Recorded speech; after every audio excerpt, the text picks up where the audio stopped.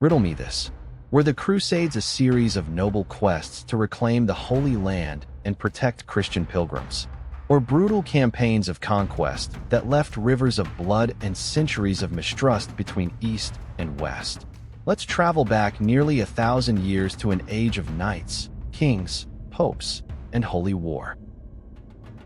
If this video made you see things from a new angle, don't forget to like the video, subscribe to Hero or Villain, and share this video. Thanks for watching.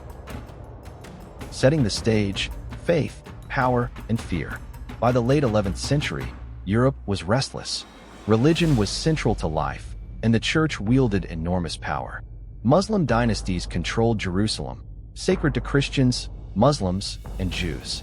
Pilgrims faced increasing danger traveling to the Holy Land.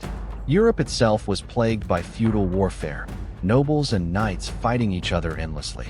Pope Urban II saw an opportunity: unite Christendom, stop internal fighting, and channel Europe's warriors toward a common cause. The call to crusade. In 1095, at the Council of Clermont, Pope Urban II called for a holy war to reclaim Jerusalem. He promised that those who took the cross would have their sins forgiven. This was both spiritual mission and political strategy, a chance to expand the church's influence. Tens of thousands answered the call: knights, peasants, merchants, even children. The First Crusade, blood and glory. The First Crusade, 1096 to 1099, shocked the world. Crusaders captured Antioch and finally Jerusalem in 1099, massacring thousands of Muslims and Jews. For Crusader states were established in the Levant, fragile outposts of European rule. To many in Europe, it was a miracle. To those who survived the slaughter, it was terror. The Crusader states and renewed war. Maintaining control of the Holy Land proved far harder than winning it. The Crusaders had carved out 4 fragile outposts: the Kingdom of Jerusalem, Antioch, Tripoli, and Edessa, but they were isolated, always short of men and money, and surrounded by stronger powers. Castles and fortresses rose across the landscape, symbols of both ambition and insecurity. Muslim leaders soon struck back. Zengi, Atabeg of Mosul, shattered Crusader confidence in 1144 by capturing Edessa, sparking the failed Second Crusade. His successor, Nur ad-Din, continued the work, uniting Syria under his command. Then came Saladin, a Kurdish general who forged Egypt and Syria into a single powerful state.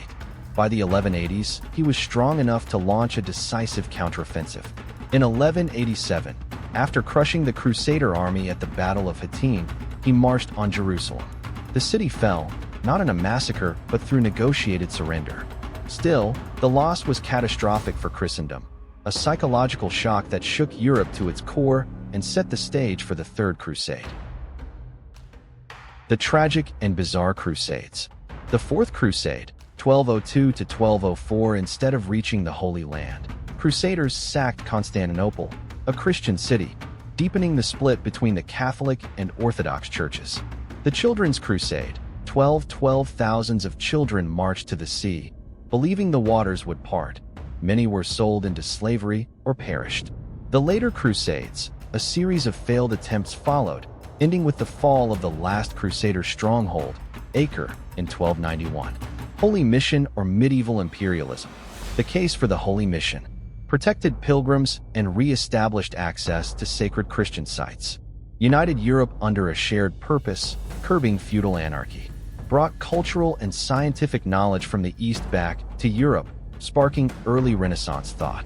The case for imperialism: massacres of civilians, forced conversions, and destruction of cities stained the Crusaders' reputation. Looting of Constantinople weakened Byzantium, leaving it vulnerable to future Ottoman conquest. Left a legacy of mistrust between Christians and Muslims that echoes even today. Global and cultural legacy. The Crusades reshaped the world, opened up trade routes, bringing spices, silk, and ideas back to Europe. Strengthened monarchies as kings gained wealth and prestige.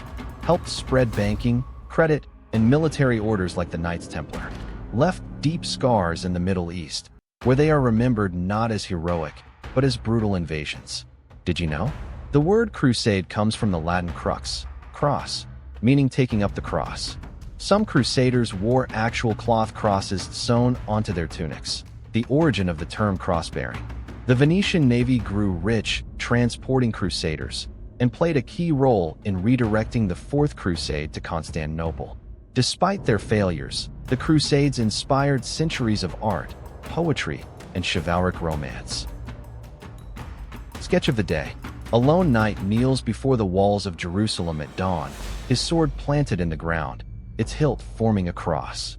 Behind him, an army stirs, banners snapping in the wind. The city's golden dome glows in the rising sun, beautiful and distant. But in the shadows beyond the horizon, another army waits, Saladin's banners rising like a storm. Final thoughts.